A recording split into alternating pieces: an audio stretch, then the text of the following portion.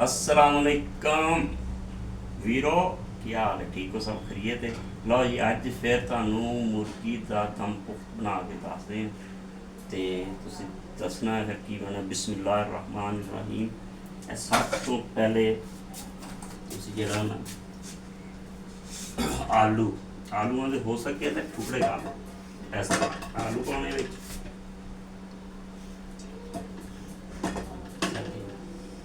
ठीक हो गया।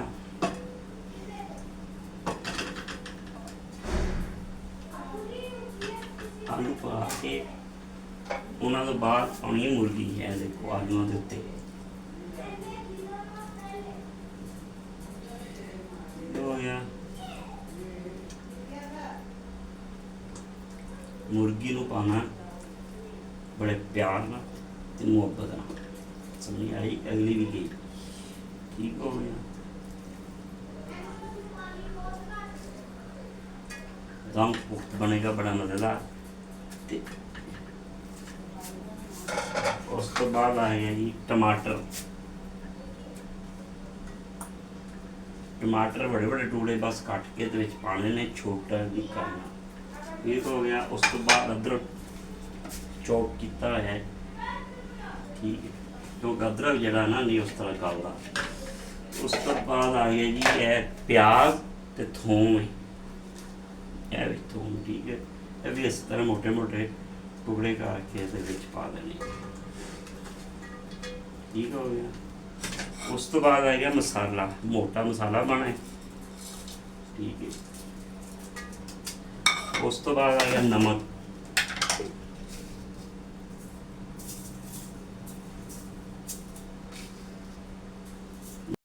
हूँ नींबू पाता है। नींबू तो बाद होने देना दम। ए देखो आटा ला देना इस तरह। इनू कहते दम पुख्ता है भी नहीं, दम पुख्ता। ए ढक्कन उत्ते जरा इंज प्रेस कर देना। ठीक है। यह सेंट ते सलाग है, यह भी बंद कर देना। नमक पाता, घी रह गया, घी पाया नहीं अल्लाह वाले हो। घी हो गया।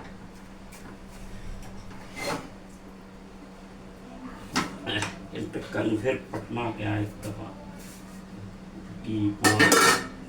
ठीक है ना? घी लाजमी पाना थोड़ा बहुत। घी तो बगैर भी बन जाता है। ठीक है ना? ए देखो घी का चमचा बस एक बड़ा।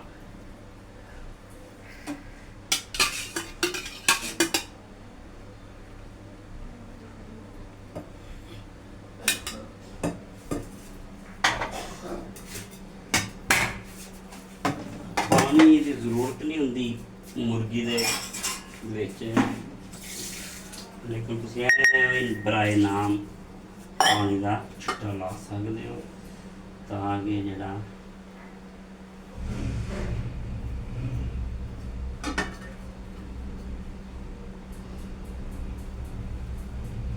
चलो ओके हो गया। फिर तंत होने हैं पट के। लो जी हुण पट्टन लगे हैं दम पुख्त। फिर तुम दिखाने ए लो।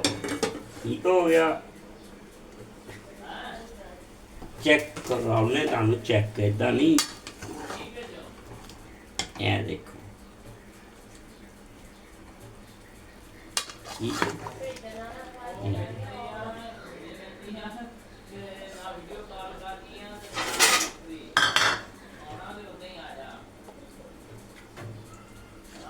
ठीक है।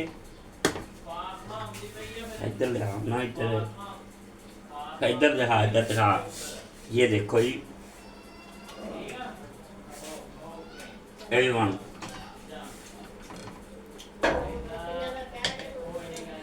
चलो ओके, हैप्पी टू